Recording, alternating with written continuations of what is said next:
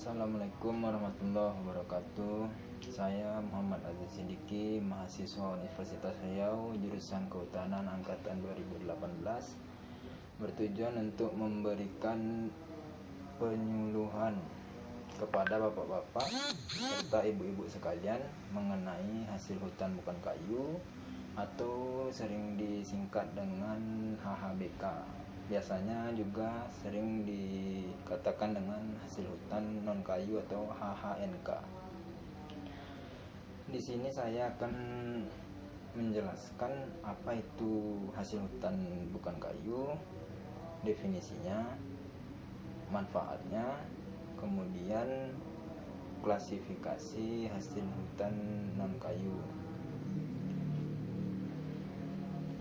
Hasil hutan bukan kayu dapat dibedakan menjadi dua, yaitu menurut Undang-Undang Nomor 41 Tahun 1999 serta menurut Peraturan Menteri Kehutanan Nomor 35 Tahun 2007, di mana menurut Undang-Undang Nomor 41 Tahun 1999 HHBK terdiri dari benda-benda hayati yang berasal dari flora, fauna yang hidup di dalam hutan.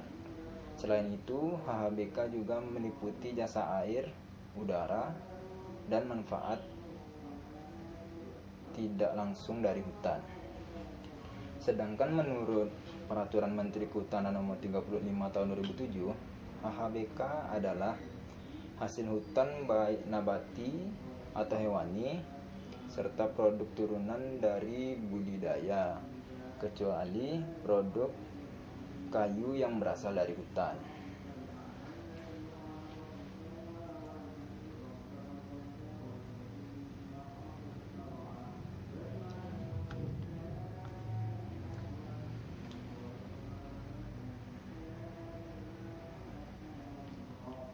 Kemudian ada manfaat serta klasifikasi dari hasil hutan non kayu. Produk hutan bukan kayu memiliki potensi pengembangan dan pemanfaatan yang menjanjikan. Salah satu contohnya adalah mengurangi penebangan pohon guna mengambil produk kayu hutan. Adanya penurunan penebangan pohon, maka secara langsung maupun tidak langsung akan mengurangi jumlah emisi karbon. Hasil hutan bukan kayu juga memberi kesempatan bagi masyarakat sekitar hutan untuk meningkatkan pendapatan, memperluas lapangan pekerjaan, peningkatan nilai tambah dan pendapatan negara, serta pemerataan pembangunan daerah melalui pemanfaatan hasil hutan bukan kayu. Setidaknya terdapat 565 hasil hutan bukan kayu yang berpotensi untuk dimanfaatkan. Akan tetapi, prioritas pemanfaatan terbatas pada komoditas rotan, bambu, sutra alam, gaharu, madu, dan nyamplung. Dari banyaknya hasil hutan bukan kayu yang belum dimanfaatkan, itu sekitar 95%, sedangkan yang dimanfaatkan hanya 5% dari 100%. Secara garis besar, potensi hasil hutan selain kayu dibedakan menjadi beberapa jenis, seperti resin, minyak atsiri, minyak lemak, karbohidrat, buah-buahan, getah, serta tanin, tanaman hias, dan juga obat-obatan, bambu, rotan, hasil hewan, jasa hutan, dan lain sebagainya, yang keseluruhannya dikategorikan menjadi hasil hutan non kayu komersil dan non komersil. Hasil hutan non komersil yaitu adalah jenis hasil hutan bukan kayu non komersil, umumnya diambil dan dimanfaatkan secara langsung, antara lain buah-buahan, umbi-umbian, madu, kemudian ada tanaman obat dan juga hewan. Yang pertama tadi adalah buah-buahan.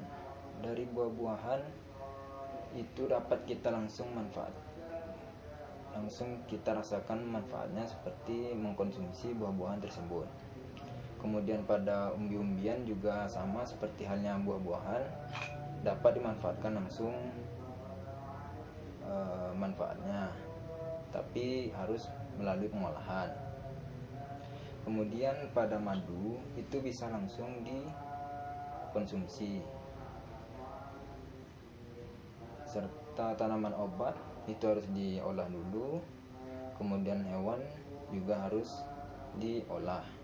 Ada pula berbagai macam hewan yang dapat dimanfaatkan, yaitu berupa ikan, burung, babi, dan sebagainya, yang merupakan binatang sasaran buruan masyarakat sekitar hutan. Kemudian ada HHBK komersil. Hasil hutan bukan kayu komersil adalah hasil hutan selain kayu yang memiliki nilai ekonomis dan dapat diperjualbelikan, antara lain seperti bambu, rotan, damar, enfluoresi. Rotan dan bambu adalah tanaman yang tumbuh merambat sebagai hasil hutan bukan kayu.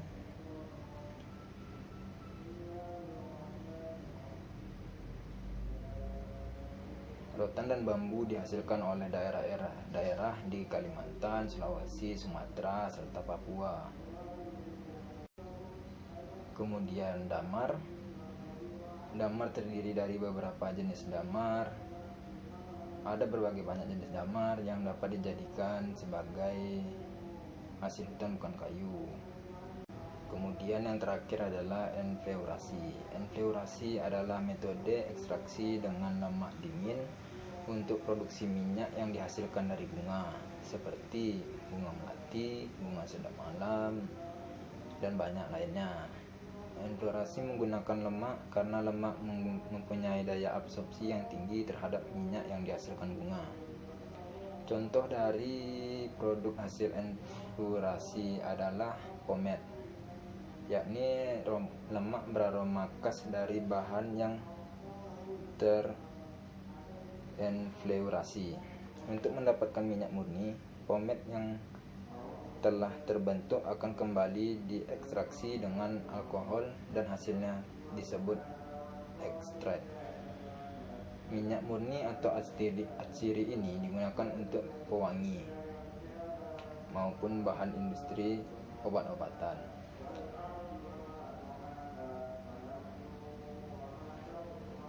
Sebelum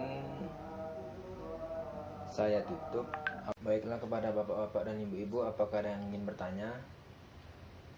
Baik, kepada ibu saya persilakan. Perkenalkan, nama saya Yuni. Saya ingin bertanya mengenai, tadi kan sudah dijelaskan mengenai HBK atau HANK itu. Lalu dari penyuluhan tersebut adakah peraturan perundang-undangan yang ditetapkan oleh pemerintah? Dan bagaimana ketentuan yang diberikan tersebut? Mungkin bisa dijelaskan kembali karena tadi saya kurang paham. Jadi bisa dijelaskan kembali apa hasil dari peraturan undang-undang tersebut. Terima kasih. Baiklah, selanjutnya apakah ada yang ingin bertanya lagi? Saya rasa tidak ada. Baiklah, saya akan menjawab pertanyaan dari Ibu Yuni. Menurut Undang-Undang Nomor 41 Tahun 1999, HHBK terdiri dari benda-benda hayati yang berasal dari flora dan fauna yang hidup di dalam hutan.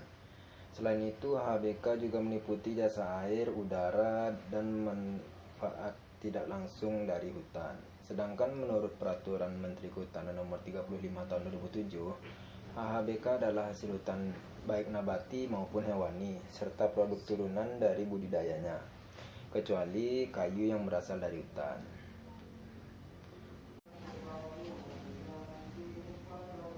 Baiklah, adapun kesimpulan yang dapat disimpulkan pada kali ini adalah hasil hutan bukan kayu merupakan hasil hutan yang dimanfaatkan selain kayu dari hutan, seperti halnya tanaman obat, hewan, dan lain sebagainya yang tidak berhubungan dengan kayu atau pohon.